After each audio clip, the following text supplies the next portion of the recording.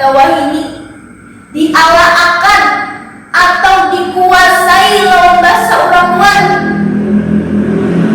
Coba pangarah ulun sambat OTW nongki lo gue harap pada orang luar gitu, nama orang ulun rasa kasihan melihatnya. Apalagi nasa generasi ulun kada merasa cinta lawan bahasa daerah isona. Padahal lah bahasa daerah ini atau tak khususnya bahasa Banjar bekasnya peninggalan Datu Wanini, peninggalan orang Bahari. Amun kadida babuhan sini, kadida juga babuhan kita. Amun kadada bahasa Banjar, kadida juga identitas kita. Nang kaya itu pang kita jadi tahu lawan papada Bahari, kisah-kisah kerajaan Banjar nang lawas berdiri, tahu lawan kelahiran kita. Dari bahasa Banjar juga pasti ada tetakunan. Kada bolehkah, haramkah kita memakai bahasa orang luar? Jawabannya kada, bukannya ay.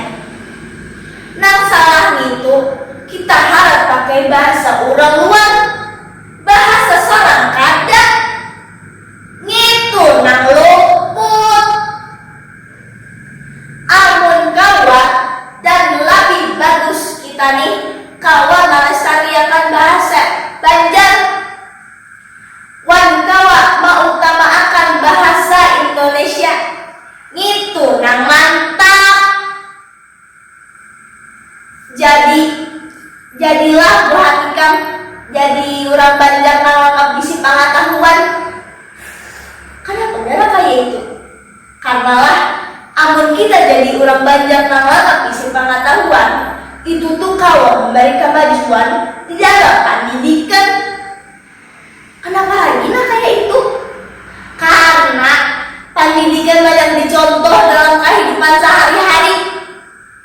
Misalnya di rumah lawan kuitan, di sekolah lawan perguruan, di luar lawan kawanan, lawan juga kawan mempererat tali silaturahmi sabarataan. Jadi sadar sudah kita menghatiakan bahasa Banjar nih. Jangan sampai bahasa Banjar kita nih dialahkan lawan bahasa orang luar. Jangan sampai juga bahasa Banjar kita nih kada lagi. Amun hendak kita jadi generasi ke depan, lain generasi nang baganangan.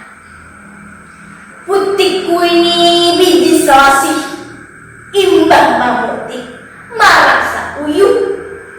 Pidato ulun sekian dari